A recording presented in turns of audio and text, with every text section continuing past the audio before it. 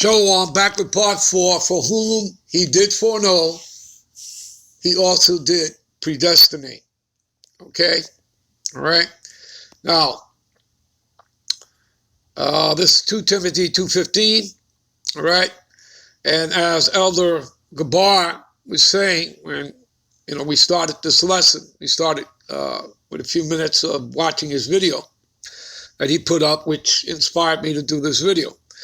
All right, study to show thyself approved unto the God power, a workman that needeth not be ashamed. Now, he was talking about that he's been doing this for 31 years. All right. Now, this is truly one of the, the great apostles, the great elders here. All right, Elder Apostle Gabar, along with Apostle Tahar and Ramlab and Rakar and many other elders, all right, that come underneath them, all right, and he admits that he is still abounding, growing, learning. Do you understand that, people? And he's been in this 31 years. Now, there are others in comparison that have been in this the same length of time, even longer, and guess what? They don't have the understanding of these scriptures, all right? In other words, maybe they once did, but they lost their oil. And again, that goes back to, the parable of the 10 virgins. 5 were wise and 5 were unwise. Do you understand? Because they didn't trim their lamps. They didn't have any oil. You understand, people? You get that? And again, you read that Genesis 20, read that in Salakia. You read that in Matthew's, the 25th chapter, right? Matthew's, the 25th chapter, start from the top, and you read about the 10 virgins. 5 were wise, 5 were unwise. You understand? So you get that understanding, all right? And the 5 that were unwise, they did not attend the marriage unto the Lamb. But the 5 that were wise, they did, because they were ready. You understand? They had kept their oil. They kept, in other words, this truth, wisdom, knowledge, and understanding all the way to the end. You understand that? All right? All right. Never taking your hand off the plow, okay? So, and that's what this means, all right? So study to show thyself approved unto the God power, not unto man, a workman, okay? Being diligent, being continuous, never taking your hand off the plow, that needeth not be ashamed, okay? Rightfully dividing the word of truth. How do you do that? Through your precepts, right? I already took you there. That's Psalms 119, 104. It is through thy precepts that I get understanding. Your precepts are the pieces to the puzzle. They're very necessary.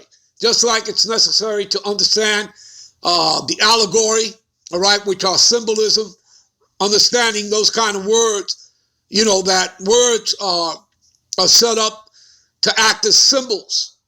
Okay, do you understand? Like, in other words, the word serpent is not talking about a talking snake in the garden. It's symbolism. It's an allegory. All right. In reality, it's talking about man, one of the sons of the wicked. And you would know that if you would get into the etymology of words, okay, and look them up, like the word subtile and serpent. Okay, you look them up. You go to Genesis, the 3rd chapter, and you look up those kind of words. And you'll get the breakdown, and you'll understand that it's not talking about a talking snake, but it's talking about man, all right, to go along with other scriptures, all right? And that serpent eventually turns into, a dragon. You understand? It turns into the dragon, all right? A conglomerate, all right, of nations, okay? A hydra, all right? You understand? The 7 heads and the 10 horns. You get it? You understand, people? All right. All right. Let's move on here. All right. Let's go to, we're going to get into the blue letter. All right. And we're going to go to 2 Peter. All right. 2 Peter 1:10. One of my favorites. All right. All right, so listen up, people, because everything so far, all the precepts we've given you, to give you the understanding, all right, how everything was predestined before the foundation of the world. Well, this is going to further, put the icing on the cake for you here, all right, because now what we're doing, we're going to get into the blue letter. So again, we're going into the etymology of words, so you can see. First, let's read it. Wherefore, rather, brethren, give diligence, right, to make your calling and election sure, right? For if ye do these things, ye shall never fall. See that? So it's about doing the work, never taking your hand off the plow. That's what diligence means. To make your calling. Calling means you are invited. That's your invitation. That's your invite. And again, many are called, few are chosen, right? And remember that St. John 15:16. Ye have not chosen me, but I have chosen you. All right? And you have to understand, again, these spirits, these first fruits, these firstborn, right, of the elect. All right? These spirits were created before the foundation of the world, and we're going to get into that. All right?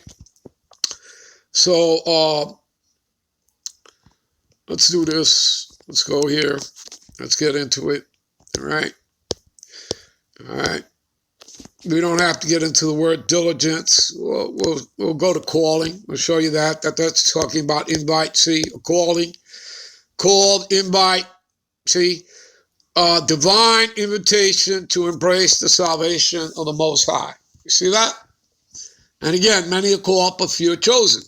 You got that? You understand that, people? All right. Strong's G 2821. Klesis. All right. All right, let's get out of that. And let's get into the big one here. Election. All right.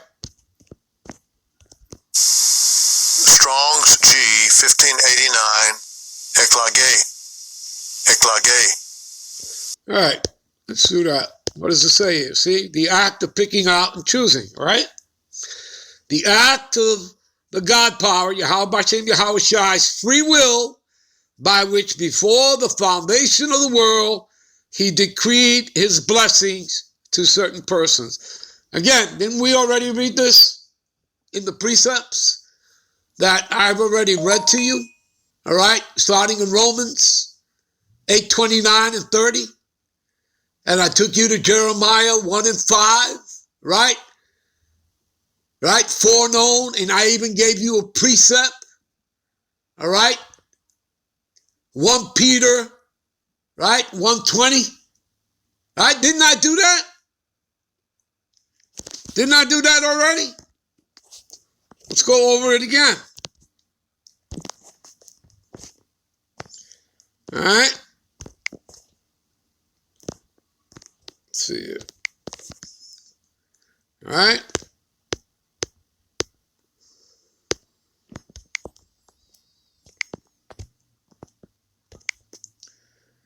See? For whom did he foreknow, he also did predestinate to be conformed to the image of his Son, that he might be the firstborn among many brethren. Moreover, whom he did predestinate, them he also called. And whom he called, them he also justified. And whom he justified, them he also glorified. See that? Right? Right? What else did I give you? Jeremiah. Right? I gave you Jeremiah.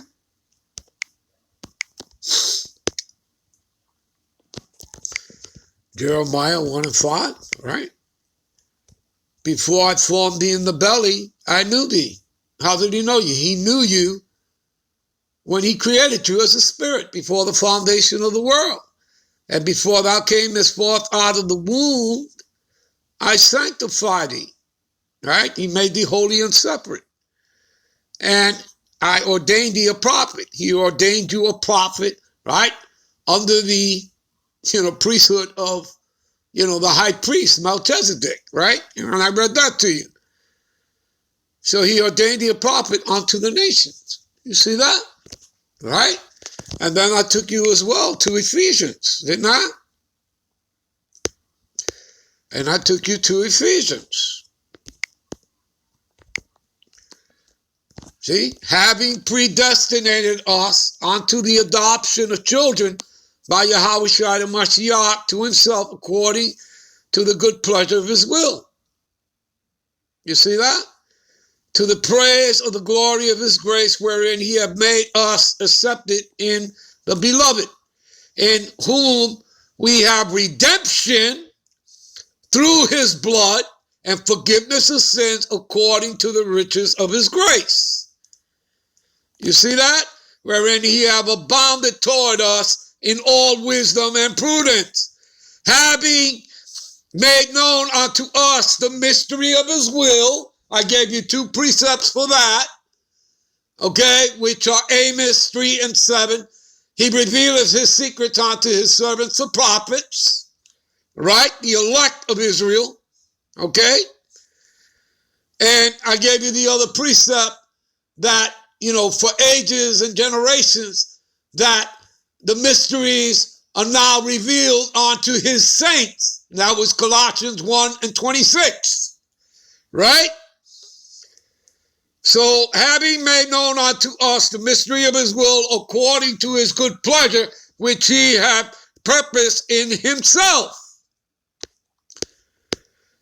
in whom also we have obtained an inheritance, being predestinated according to the purpose of him who worketh all things after the counsel of his own will. Hello, people. You get the point? I believe the point has been made and clarified over and over again.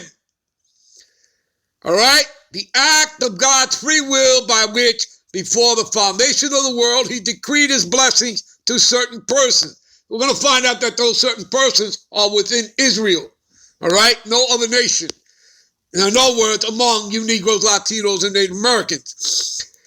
Because this is about the seed. This has nothing to do with what you look like. All right? For you hardheads out there, you simpletons. The decree made from choice by which he determined to bless certain persons through Yahweh Shai by his grace alone, right? His mercies. A thing or a person chosen, a persons of God's elect, right? Now, we're going to scroll up. You see this where it says here, root word etymology. We're going to click on that for further understanding. What does it say? To pick out, choose. To pick or to choose out for oneself, right? Choosing one out of many. Many are called, few are chosen, right? I.e., Yahweh Shai choosing the disciples of the God power, choosing whom he judged fit to receive his favors, right, that he sanctified, in other words, made holy and separate from the rest of mankind. That's what sanctification means, to be particularly of his own and to be attended to continually by his gracious oversight through the angels. See, i.e., who? The Israelites. Okay, you don't see multi-nations, you don't see Edomites, okay, Anamites, Moabites. No, Israelites. You Negroes, Latinos, and Native Americans that make up the 12, all right? He has an elect within Israel. And of the God power choosing Christians as whom he set apart from irreligious multitude as dear unto himself, all right, etc., etc. All right, I believe you people get the point, all right? We're going to end this here, and we're going to come right back to close out in part 5, all right? So we'll be right back with part 5, all right? Shalom.